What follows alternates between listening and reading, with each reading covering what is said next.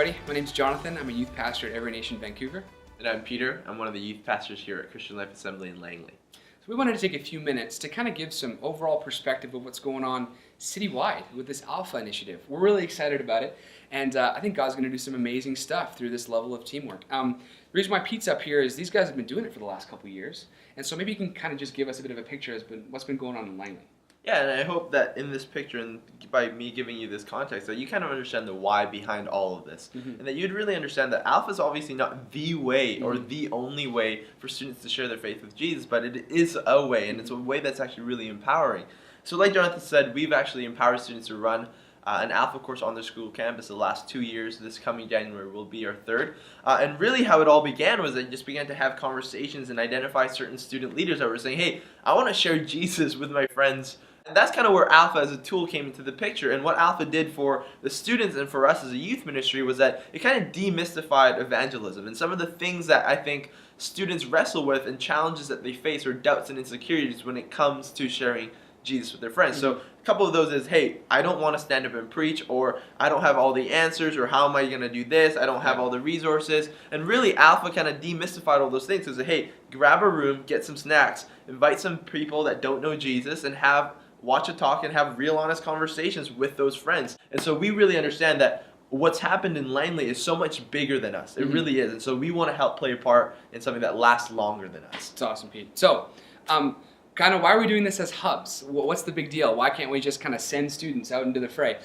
The big deal here is what would be possible if we started communicating? We started actually sharing our most precious resource called our kids, and having different youth pastors sort of own different zones of the city in different schools, and then creating Alpha teams, as it were, comprised of kids from different churches. Because if you at a given high school, there's kids from dozens of churches.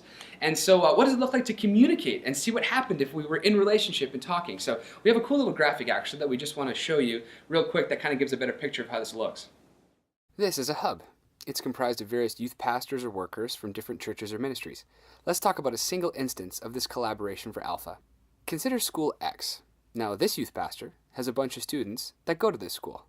This leader offers to become the liaison for School X, and the hub appoints him as one. Now the rest of the leaders send their students that go to School X directly to that liaison. This creates the Alpha team that will execute Alpha in that school, fully resourced not only by having a leader to be accountable to, but also by the rest of the leaders in the hub making sure that their own students know that an Alpha is happening. And because each of us leaders has a concentration of students in a given school, this process just repeats and is replicated. Now it might not be as clean in real life of having one youth pastor per school or one youth worker per school. That's okay. We can have several liaisons for one school, whatever allows for the best communication and for the most momentum to be gained. So hopefully that makes sense, and we can see that there's real value in trying to work together as a team to accomplish a mission on a campus. So what does this actually mean now moving forward? Let's get a little practical. The first step is what we're calling phase 1. And that's a citywide training day. Ben and Jason from Alpha are going to come and host that training for us, which is pretty neat. Kind of spoiled in that way.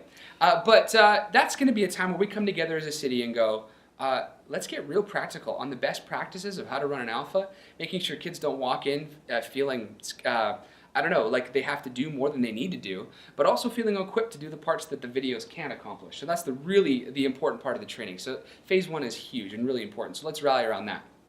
From then on, it's up to you guys as a hub to come up with the next 2 pieces. The first one is phase 2, and that is another gathering, but just as a city. But the point of that moment is to come together as a city and break off into schools and pray together as a school team.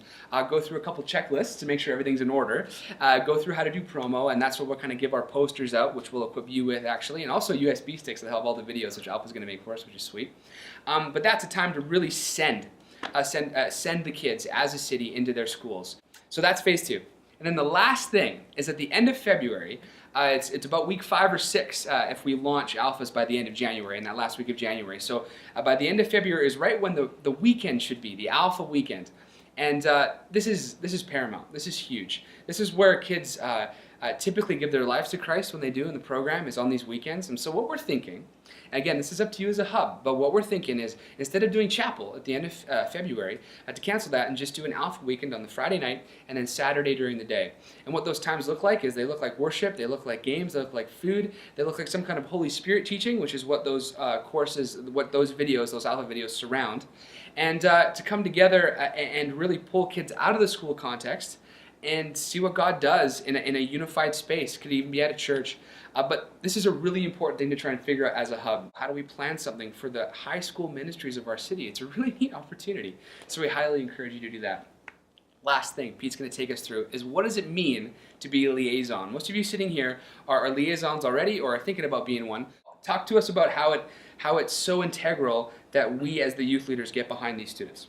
There's actually a direct correlation between the quality of courses that a student runs and the level of support he or she feels from their youth pastor, youth leaders back at their church or back at home. And this is actually a big thing because you and I, that means we have a part to play in everything that's happening. That's really exciting because, you know, we don't question whether we're working hard, but this kind of helps us narrow in and work maybe smarter. And so you should have a document in front of you that a hub leader should have given you. If not, you can pick it up afterwards. And it kind of goes over in detail stuff that might help you. Some practical tips that I've learned over the last 2 years of making mistakes. I just hope that this is a guideline for you and something that you can reference to as you walk students through this. But I want you to know, youth pastor, please know this, that you have a part to play in all of this. And it's so exciting what's happening. But Alpha works because it's student-led. So let them be the players. Let them go out and win the game. But you as a coach, you obviously have a role to play in supporting, in training, equipping, and praying for your students. So we're so excited to have you on board. So excited to see what God does in and through all of these students that are taking a step of faith. And don't forget, December 3rd is a big, big day. You need to be there. And that's really the initiative that kind of launches everything into motion, so to speak. Thank you so much for the work that you put in. I know it's not easy, just even being here at the Hub. Thanks for coming and networking and doing the work of what does it mean to do on-campus mission. And so we really feel like God's pioneering something really new here.